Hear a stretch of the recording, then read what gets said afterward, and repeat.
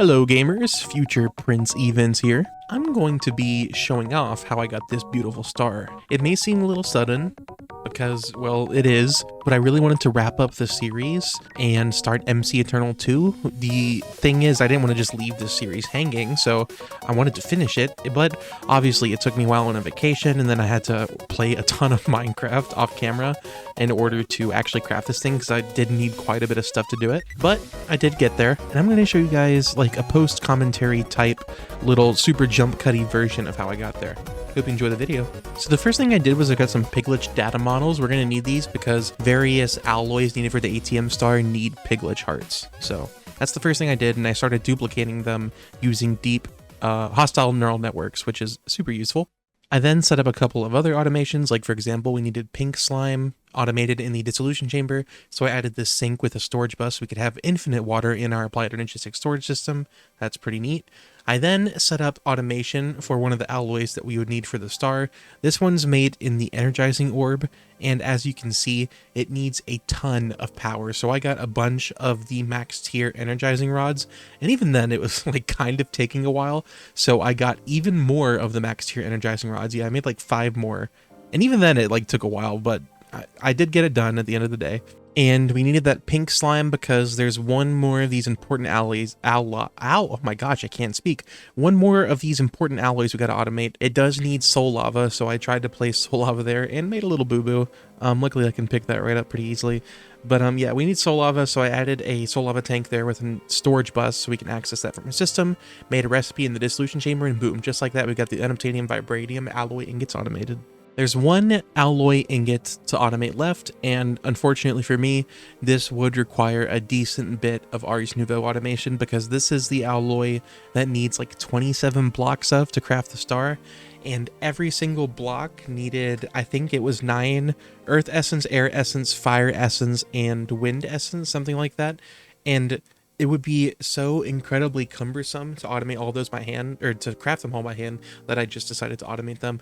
So I had never really played with Ars Nouveau too much, and I definitely never automated anything, so it took me quite a while to figure out how exactly to do it, like how to insert items into the imbuement chambers, how to take them out, whether or not I should set up patterns for it through applied logistics. I wasn't sure. So in order to get started, I got some source generation going with those volcanic source links. I automated some lava using my applied energistics 2 system, and then I crafted myself a wand. The wand was useful because I could use relays, which let me transfer source from the jars easier into the imbuement chambers. So using a setup like this, I was able to automate lapis lazuli into source gems. I know I could have used bees, but it took me too long to realize that, and by the time I had realized it, I didn't need them anymore. But in order to get myself going on a bit of source gems, I just time wanded the imbuement chamber and manually crafted a bunch. This let me get some better automation going, and at first I did start with just 1 pedestal with the lava bucket on it for my 4 volcanic source links. I do later upgrade that to 5 pedestals, and I feel like after that the source started flowing a lot faster. But in order to get started first, I would need a Wilden Wing, and I didn't have a Wilden Wing. Luckily for me, from my previous experience in Project Architect 2, I knew that I could do the Summon Wilden ritual tribute thing. It would summon a bunch of monsters from Ars Nouveau, and eventually, once I had all the items, I could even summon a boss. I don't know if the boss was necessary in this pack, I just kind of felt like doing it, and it really stood no chance against my ridiculously overpowered Supremium armor, so that was fun. And you'll see later, the bosses don't really stand a chance against my ridiculously overpowered Supremium armor, except for one boss, which kind of whoops me and actually killed me instantly. I don't know if it just always kills you instantly no matter what armor you're wearing, I have no clue. I'll show it off later. It was one of the Ender Cataclysm bosses. It was insane. If you have ever played that mod, you probably know what I'm talking about ahead of time. But yeah, it looks like I got started with Earth Essence. Yep, there we go. Then I got my Fire Essence going. Next was the Water Essence, super easy. All these essences have basically needed vanilla items up until now. The last essence though was not going to be as easy. For Air Essence, I was going to need that special wing. So I crafted myself a Ritual Brazier and used the tablet of Summon Wilden. Boom, the first monster I get drops the Wilden Wing. I didn't need to do it anymore, and I accidentally created a huge mess. I really regretted putting whatever that enchantment was on my sword that creates Skulk whenever you kill something. So I, of course, had to clean that up. And then I made myself a little platform to fight the boss because I didn't want to create a big Skulk mess again, and I think I did anyways. Either that or the boss fell off and it just didn't make a skulk mess. I don't know.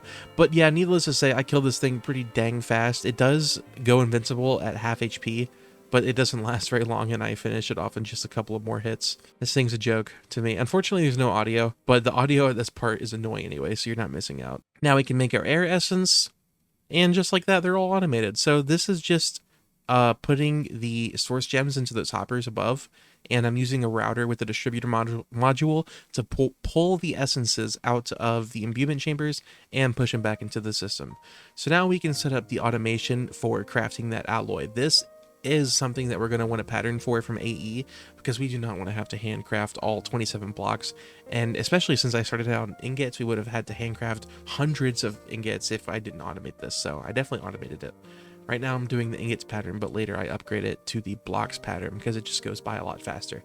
But this is me making my first special alloy. Little did I know I'd need hundreds more of those ingots just to get a single star.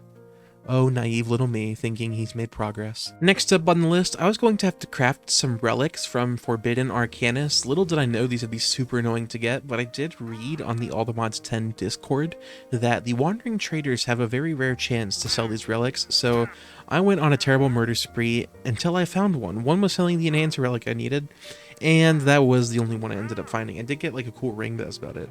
So I went hunting, found one in a treasure bastion, which that wasn't too bad to get. Found this one in the pyramid in the other dimension. That one was not too bad to get. And it turned out I already had the other one, so I didn't have to actually do that much hunting. The first one was most annoying to get. Anyways, I crafted this forge from Forbidden Arcanus. It let us make obsidian steel. I was very confused at first because it was just smelting my iron. I realized I needed the special relic in it, and once I put that in, I was getting obsidian steel. Now, Forbidden Arcanus was necessary in order to craft the runic star altar, just like this next part is necessary, the Eternal Starlight mod. Now, this is a mod I'd never played with before. I had to look up just how to enter this stupid portal, and I wandered around for forever until I just looked up in the Explorer's Compass biomes from this mod, or structures from this mod, and it led me to this one. I needed a loot bag in order to craft the runic star altar, so I think there's only two bosses in this mod. There's the Starlight Golem, and the other one you'll see soon. I do eventually kill this thing, but it took me a long time to realize when I tried crafting the runic star altar later that this wasn't even the boss I was supposed to kill. It actually says on the tooltip of the loot bag, you need to kill this other boss, and that was not the boss that I killed. So this all ended up being a huge waste of time, but I wanted to show it off because I thought me getting harassed by a laser while I tried to crush him with a machine was funny. It didn't work. I just got harassed and annoyed. It took me way too long to figure out that I'm supposed to shoot those glowing blocks with arrows to disable them, and then I'm supposed to hit him in the back. I eventually figured it out, but it took me too long to figure that out. And here I am wasting my time trying to put in some upgrades in this thing. It does not work. Stop wasting your time. There we go. I figured it out. My brain finally activated. My two brain cells started working together for one thing in their darn life. And then I started attacking him. So you got to hit this guy from the behind, and then you can kill him. You know, I never did open the loot bag. I wonder what's in there, if there's anything cool. But I gotta say, this mod is pretty neat. It's kind of like the Twilight Forest fused with Ender Cataclysm. So if you're looking for a neat little mod, then maybe you should check this one out. It's called Eternal Starlight. Anywho, once I had my hands on that loot bag, it was finally time to go back and start assembling the Hephaestus Forge. Now, unshockingly, I saved everything that I wasn't familiar with for last. I have no clue what I'm doing when it comes to this Hephaestus Forge. It took me way too long to realize that those don't go on pedestals, they just go on blocks. And then you can make the arcane crystal obelisks. I don't even need those. I don't even know why I was making them. But yeah, I started with that. I'm going to need some Edelwood. Luckily, I believe I got the Edelwood saplings from the traveling merchants, so that saved me a bit of time. You can see I try to hit the stupid thing with a hammer. I don't even know yet that it's supposed to show like a little white circle in the ground before it's ready. It took me too long to figure that out. So I'm still getting my bearings here, but I do eventually become pretty familiar with this mod and make a pretty good use of it. So I set up a little automation for bottles of enchanting and start filling it up with experience. I never do automate blood. I usually just end up killing them from mob farm. And getting this Aureal stuff was definitely the hardest part of this mod. I end up setting a crazy regen 2 potion automation just to get this stuff going. Finally, though, the circle appears, and I can craft the thing. What was I even crafting here? I don't even remember. I did discover you can speed it up with the time one, which is pretty cool. What was I making? I was apparently making... I don't even know. Anyways, yeah, I did get a ton of souls with the mob duplicator. This is easily the best way. If you couldn't do this, this mod would be so incredibly grindy. So for souls, just set it up with mob duplicator. For regen potions, if you can figure it out, I was too stupid. Automate that with industrial foregoing. I ended up going vanilla. For blood, you can automate that by killing villagers above your Hephaestus forge. And for the other one, experience, you can automate bottles of enchanting. That's definitely the easiest way. Anywho, here is the little potion automation I made. It's very slow, but if you time warp it like this, as I show off, it gets very fast and makes a ton of potions.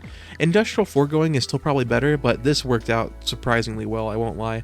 So this set me for basically the rest of the run to get a ton of those regen 2 potions, because you need a ton of that stuff in the forge. So I highly recommend you set up some kind of regen 2 potion automation for this. Next up, I did have a wee bit of crafting to do with this mod, but once I figured it out, I was starting to enjoy this. But yeah, I needed to make quite a few little bits and bobs here and there in order to get our hands on the runic star altar. Like, I had to make an eternal stella, which is an item that gives another item unlimited durability, and that thing was shockingly hard to make. And then I had to do a little bit of Ender IO to make some Z-Logic controllers for the runic star altar, and those were annoying to make because they need like just random little items. So yeah, I was having a fun time just doing a bunch of micro crafting basically. Now, since I had finally made Modularium with the Hephaestus forge, it was time to start pressing that Modularium into sheets. So I went ahead and made this little metal press from Immersive Engineering, and it took me way too long to figure out that it needed a mold in order to stamp it. But once I did figure it out, man, was I making sheets. And I even figured out that you can actually time wand the metal press itself if you try to tick accelerate that middle block of the multi-block.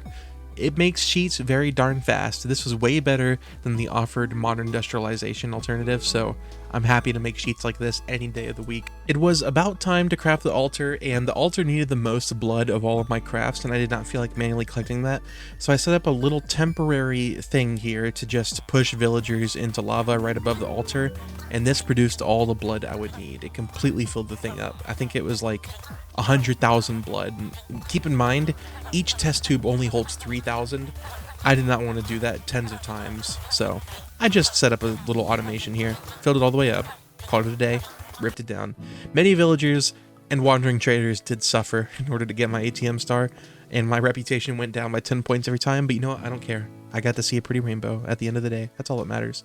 Anyways, I would have to feed some chickens some scary things in order to create this rotten egg, because I was going to need a witch. Immediately, I find a witch in my dark, scary little cave, and I capture him, because we are going to need these filled soul vials with witches in order to create the sentient ender, because you need this in order to make machine casing from modular machinery, which is something that we're going to need for our runic star altar, which is a big multi-block structure. And right here, I'm putting the last bits and bobs together in order to craft this altar at the Hephaestus forge, and I realize, crap, I have the wrong loot bag. So I have to go back to the Eternal Starlight dimension and I have to kill this lunar monstrosity. This guy, I promise, is the final guy I have to fight for the forge, at least. Not I have to fight many more guys from the Cataclysm mod, but for right now, this is the last guy I'm fighting, and he's gonna drop the loot bag that I actually need in order to craft the altar. And there we go. I got the actual proper loot bag. It even says in the tooltip. So now, finally, I can craft the runic star altar. I was very excited to do this. This is what will enable us to finally craft the ATM star. And I say finally, like we're close. We still have quite a few things to do. In order to get the blueprint to see just what this multi-block would look like, I did have to craft this lens of color thing with actual additions. Not a problem though. It's super easy to make. So I go ahead and reconstruct that, get our blueprint, and this is what the thing looks like. It's freaking huge. Let's put it in the front yard, I thought. That's exactly what I did. So I started gathering the things. We were going to have to craft a couple of blocks at the Hephaestus forge, but they were super easy, and I had most of the things on hand already. So that was not a big deal. Alright, I think I've got pretty much everything I need. Looking at the checklist, yep, this all looks good. I still have no idea whether I do it with or without modifiers, like which I'm supposed to pick. I just pick a random one, and then I hit confirm. And then, yeah, all the stairs are messed up. I'm pretty sure I ripped this thing down and tried it again, and they were still messed up, so I just gave in and broke all the stairs and replaced them. Also, these jars, these Ultram jars, are like red, indicating that they're not the right block. You do have to put some Oriel in them, so just be aware of that.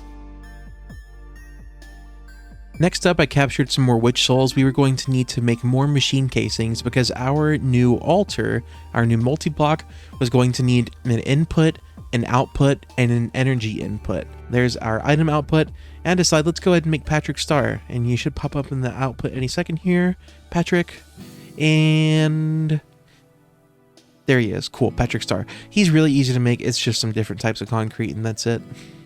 And quest reward, nice. And I got super excited. I finally crafted up all those crazy alloy blocks.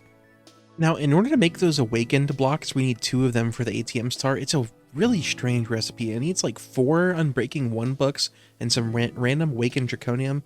And you get these alloy blocks. We only need 2 of them to make the star, and they were super easy to bang out real quick. These are all the things we have left. We got the Philosopher's Seal, Wither's Compass, Pulsating Black Hole, Nexium Emitter, the Improbable Probability Device, the Dragon Soul, and the Oblivion Shard. It sounds like a lot, but it's not too crazy. I started with Pressurized, Pneumatic Craft Repressurized. This is not a mod I don't know anything about, but luckily I could completely skip it. All I needed were micro missiles, and I needed finished PCB. So on this villager right here, I managed to pick up some micro missiles, and on this one I pick up some finished PCB, and just like that, we're done with Pneumatic Craft Repressurized. We don't have to touch this mod at all thanks to villagers, which I really appreciate. Next up, I'm going to be needing 2 256 million portable item storage cells from Applied Energy 6.2, which requires just some random automations. I had to set up some lava. You need crazy. This took forever, by the way. This is probably the thing that took the longest when it came to any of the autocrafts aside from the Extreme Reactors mod, so that was insane. After that, I knew I was going to need some lightning in a bottle from Iron Spellbooks, so I got a charged creeper going, realized I don't have a way to strike lightning, and started to turn some antimatter into a trident. Put in a diamond sword, becomes a trident, there you go. Head upstairs, get some channeling, throw that into an anvil, and just like that, we can make lightning. But only when you strike the rod, not when you strike the ground. It took me a second to figure that out. Anyways, let's give that a try, and yep, it works. Now I just gotta make the creeper stand next to it. Come here, buddy. Yeah, there you go. Capture you in a bottled imprisonment tool, put you in a safe place, get some bottled lightning, and then realize, oh, you freaking died. I need a lot more of you, so let's make some more. And I gotta admit, striking them all with lightning like that was super satisfying. And now I can get all these bottles that I need, so win-win. And there's the runes that we need for the lightning upgrade orb, which means we're one step closer to the improbable probability device. It's time to start making those 16 buckets of Eclipse Ember Fuel. I messed up the crafting for this so many times, it was so frustrating, but I did eventually get there. If I were going to make 18 stars to get the Star AB like I was originally planning to do, I definitely would have automated this, because this would be so annoying to have to craft like 100 buckets of. So yeah, if you plan to do that, highly recommend automating this. If you're only going for 1 ATM star like I ended up doing, just do it by hand. Just know and accept the fact that it might take like 10 minutes, and you definitely are going to want a time wand in order to tick accelerate that goo. Anyways, I need a blaze burner for one last little bit, and I'm also going to need a wither skeleton seed to get some blast proof bricks. And then it was to the skies, so I had to create a dark room high in the sky, and then I was going to have to put some beehives in that dark room. Now the reason why this is necessary is because this is the only way to get skeletal bees to spawn as far as I'm aware, and we were going to need the skeletal bees in order to create a withered bee, and we needed the withered bee to get withered comb blocks in order to make the wither's compass. Anywho, I finally get my hands on a skeletal bee. It actually almost completely runs away from me. I got a couple. I didn't even get a zombie. I don't think I needed it for anything, but that's fine. Turn it into a withered bee with a wither rose, put it in my beehive, give it a wither rose for food, speed that darn thing up because I don't feel like waiting, and next thing you know, we got the withered combs we need. Nice. Just a couple more withery type items and we'll be on our way. I have to make some lingering potions of wither, and I also have to make some wither arrows. These are the last couple of components we need for the compass. One more thing I will need is I'll need to get a blood vial. You can get this by lighting up a cauldron with a mob in it and extracting it with a glass bottle. I need this in order to create the Wither Skull scroll, and I can upgrade this with legendary ink to get to level 10. Then I'll just need some abjuration essence, salt milk cacao, and I'll use that essence in order to craft the glyph of wither.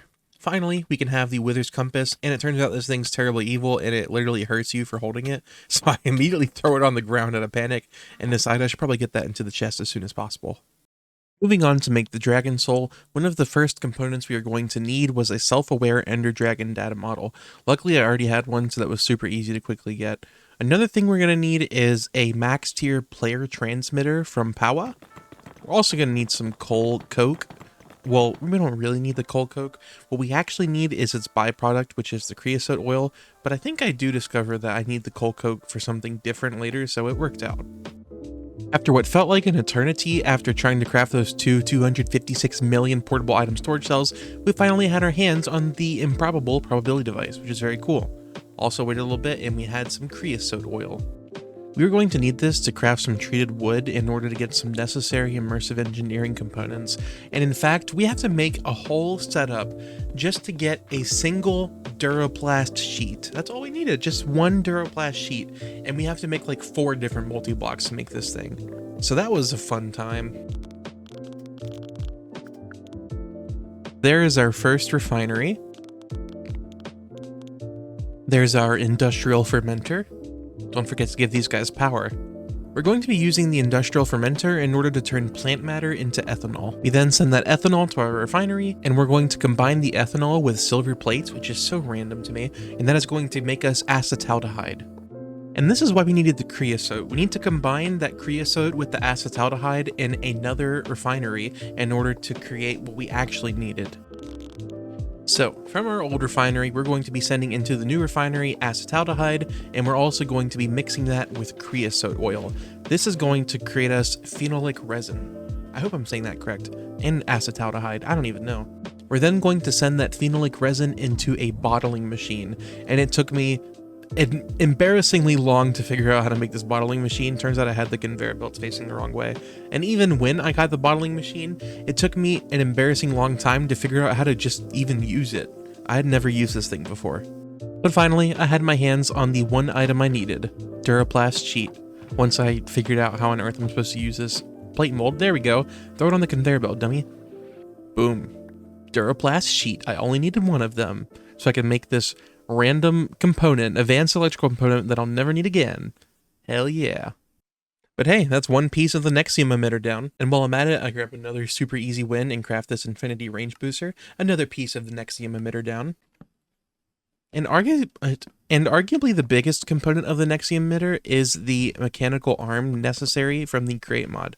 I didn't have any of the items from Create in this world. In fact, when I first started this world, Create was not even a part of ATM10, but I think me and you can both admit that it's probably easier to craft than the alternative, and the alternative would be the large advanced motor for modern industrialization, which needs a ton of machines and random items and stuff that I did not have. I did not touch modern industrialization in this pack. I kind of wish I did. It honestly seems like a pretty fun mod.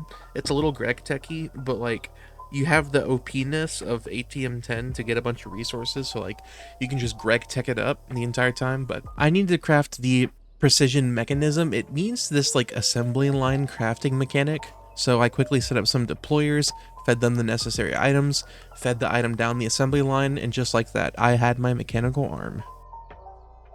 The last component of the Nexium emitter is this like terminal, this universal terminal that needs all of the different types of terminals combined into one.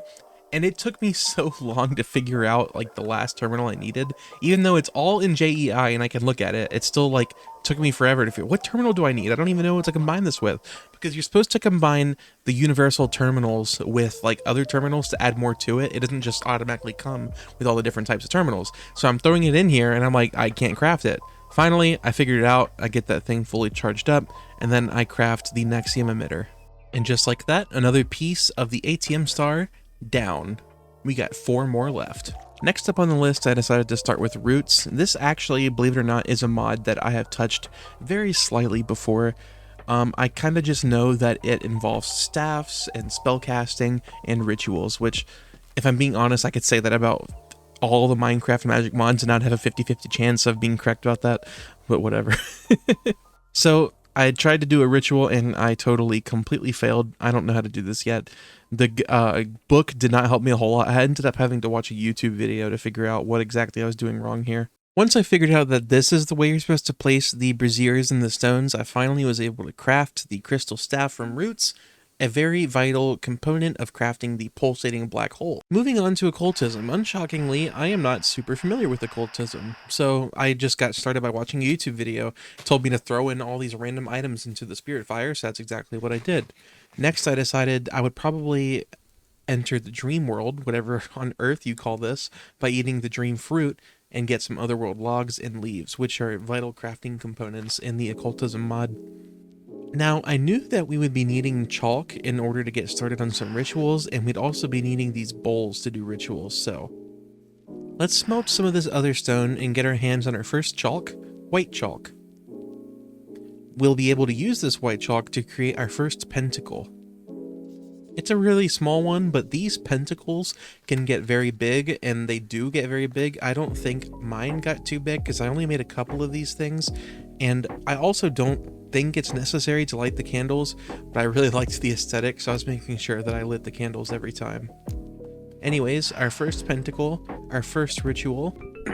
Speed that guy up. Boom, we have a crusher. We can use this guy to crush endstone into crushed endstone. That'll let us get some purple chalk, which we'll throw in the spirit fire. And now we can do our next pentacle. Again, make sure to light your candles. It was time to get the lime chalk. And now we are finally going to get that item we needed for the pulsating black hole. And just like that, another piece of the ATM star is down. 3 more to go. In order to get my hands on the Oblivion Shard, I was going to have to make 2 of these piercing vengeance focuses from Evilcraft. Luckily, they were super easy to make. I just had to infuse these glass lenses things, and then the rest of the stuff I already had on hand. So those were 2 very easy things to get for the Oblivion Shard.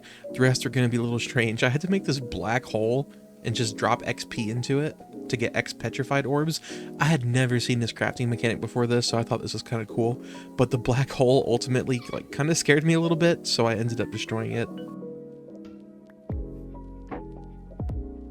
Anywho, fun time with the black hole over. I needed those X petrified orbs in order to craft the Eternal Stella for the Oblivion Shard, and you have to do this with the Hephaestus Forge. Next up, it was finally time to take on some Ender Cataclysm bosses. I don't know why I say take on as if I was brave. I was really anything but brave, and you are about to see why. So anyways, yeah, meet this guy. That's the Harbinger. I just picked him up a little ball and took him with me because I didn't really feel like fighting him then. Then found myself in the Nether. I did not need to go to this place. Took me too long to figure that out. This was the place that I was actually looking for. We were looking for a netherite monstrosity. Hey, there he is. Yoink. And there's one more golem in the end that I care about. Hey, there he is. Don't mind if I just pick you up really quick. Yoink. Harbinger was going to provide us with witherite, so I quickly mob swabbed him, threw down a chicken spawner, got myself some liquid XP buckets, and then made myself a monster spawn egg for the Harbinger, stuffed that monster spawn egg into a spawner, and started duplicating Harbingers to get a practically unlimited amount of witherite. Because it wasn't a crazy tough battle and I didn't need an unlimited amount of drops, I decided to just go ahead and fight the golem that I stole from the end. And honestly, with my sword and my armor, he stood no chance. It took probably longer than I would have liked to kill him, but also he couldn't do any damage to me at all, so I wasn't worried. It was just, it felt like it was prolonged because I knew I was going to kill him. It was just going to take me a minute or two. Anywho, with the Void Core finally in my hands, I needed to combine this with the Infernal Forge Hammer at the Mechanical Fusion Anvil in order to get the Void Forge. Now, because I couldn't put this guy in a spawner and I couldn't mob duplicate him, I just decided, well, I guess I'm gonna have to kill him myself. Turns out, he was a lot tougher than I was expecting. I was just like, okay, gotta crush this guy because he's making a mess of my world. He started throwing lava everywhere. So yeah, I just had to dispose of him as quickly as possible. Threw down a mob crusher and that took care of him pretty swiftly. So at this point, I've now got everything. I can go ahead and craft the Mechanical Fusion Anvil, and I can combine my Infernal Forge with my Void Core in order to get the Void Forge, a necessary component of the Oblivion Shard. I also go ahead and pick up the Meat Shredder while I'm at it, and that leaves us with one thing left, a Snow Queen trophy. You might call this cheaty, but I basically used a shrinking gadget, put my face up to a wall so I could see through the blocks, saw the Snow Queen, threw down a mob crusher, and crushed the Snow Queen through the walls. So what? Sue me. I don't want to play Twilight Forest. I hate this stupid Twilight Forest. Anyways, Oblivion Shard down. So we're almost there. I have one piece of the Philosopher's Fuel that I have left, and it is a block of Insanite. I have never touched the Extreme Reactors mod or any other similar reactors mods, so I have no clue what I'm doing. I fail so many different times building reactors and fuel processors, trying to get the multi-block to assemble. I don't know exactly how many of these machines I'm going to need in order to get this Insanite block. It was just a huge disaster. I could go over every single individual step in process. My suggestion is to just look up a YouTube video, follow the YouTube video, and just do that and get this over with as quickly as possible.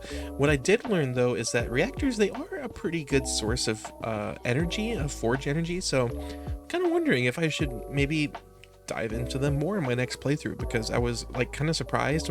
I was throwing all the energy away because I didn't need it, but I was kind of surprised. I was like, man, this thing's generating hundreds of thousands of forge energy per tick. Kind of thinking to myself, I should probably be using this in my next playthrough. But yeah, this entire clip, this entire video is like 15 minutes long, and they're all jump cuts. So like I was working on this for hours trying to get this block of Insanite. I was really struggling. So instead of showing it all, I'm just going to skip to the part where I finally get it. Got my Nanite, combine it with some Insanite, just like that. Insanite block down, Philosopher's Fuel down, one step of the ATM star remains.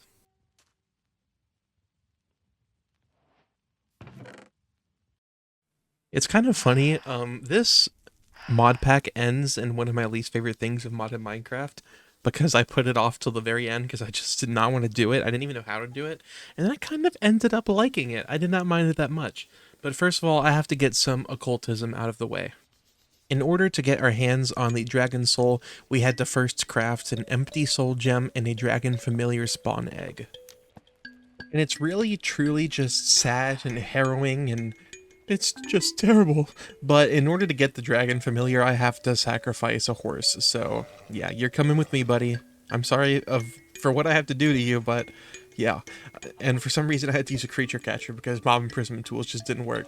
And I have bad news, guys. I don't know why the first horse sacrifice just didn't work. So I got to sacrifice 2 horses. Yay, 2 horses had to suffer because I don't know what I'm doing. Yippee, woohoo. So here's my second horse. Hopefully this one works, or that would mean I'd have to sacrifice the 3rd horse, and that'd be terrible. I don't want that. So it says at the top there, required sacrifice pending. Kill the horse, and luckily it works. The dragon familiar pops out and I can capture him, swab him, and then make a spawn egg. Then I had to form my biggest pentacle yet just to craft a single item, and you can tell I was getting lazy, guys. I didn't even light the candles at the end. I was ready to craft this darn star. Now before I get into what I thought, and maybe still is, my least favorite part of all the mods 10, bees and trees, I did have to get one more item from Ender's Cataclysm. I discovered is a really cool mod. Check out this guy, Coralsis. He's dead now, but he was pretty cool when he was alive. Here's a little foreshadowing to the scary event that's going to happen later. Anyways, I did eventually get what I came here for. One of these like little deepling guys drops the Athame, and the Coralsis dropped the coral chunk / crystallized coral, so I can now craft the Abyssal Sacrifice. And it turns out putting it in this altar thing was not my greatest idea. As you can see, I'm not doing a single little bit of damage to this thing.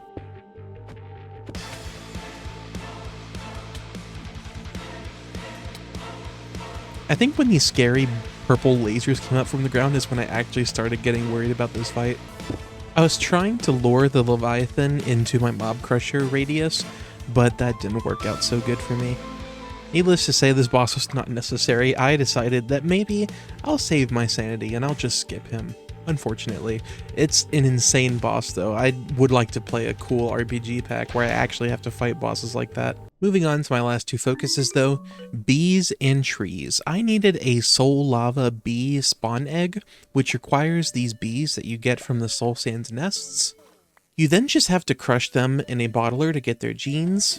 You're then going to combine those different percentage genes until you have a 100% gene sample of the squashed bee. And then you combine that with the honey treat.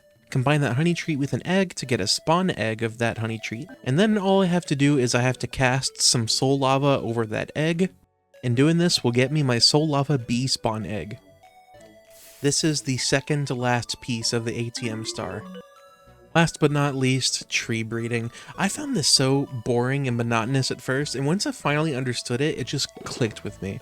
I'll be honest, the documentation confused me, even videos confused me. Like, I checked out Pilpo's video and I didn't find it all that helpful, and then I watched John Hall's video on YouTube and it like completely changed my perspective on this. I don't know why. Like, I mean, the same information's in both videos, but somehow the way John Hall presented that information just clicked with me a lot better, and I really appreciated his videos. If you are confused about the same thing, just go check out his video. But basically, you're just placing the hives underneath the leaves of the trees. You speed up the hive and the bees will go and pollinate the leaves, assuming you have a pollen sieve upgrade. You'll then get a pollen in the hive after a certain amount of time, or after a very little amount of time if you use the time wand. And that pollen is of the type of tree that it pollinated.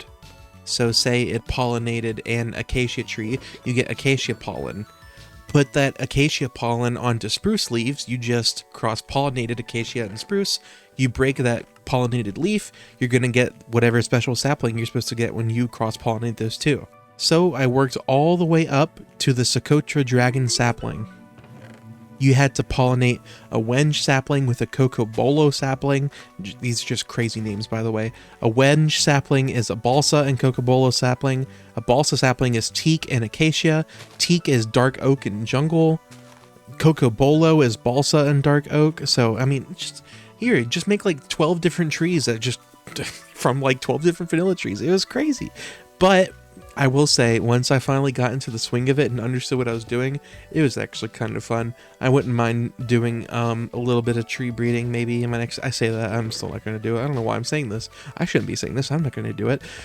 Maybe I just thought it was fun because I was finally happy that it made sense and I could finally craft the ATM star. There's a reason I put this dead last for things that I had to do. I was putting it off as long as I possibly could. But I finally did it. I had the Socotra dragon sapling. All I had to do was pollinate this wenge leaf, break the leaf, boom, Socotra dragon sapling in my hands. I can finally craft the dragon soul, the final component of the ATM star. So I threw it in the thing, took one last good look at it. I got a little happy. I did my happy dance, and then I piped the items from the chest into the input port, waited very patiently, and there she is. It's so anticlimactic that this ending scene is laggy, but I was having a great time. I was celebrating. I was dancing with my ATM star. I even put in a glowing item frame. I was so happy. This is actually the first time I think I've ever completed a mod pack with a super big end goal like this, so I was super satisfied. Anywho, that was my ATM star journey. Hope you liked it. Would you consider giving a little likey and subscribey for my journey? That's okay if not, but I just hope you enjoyed it. I'll see you guys in MC Eternal 2. Look forward to it. Bye-bye. See you later.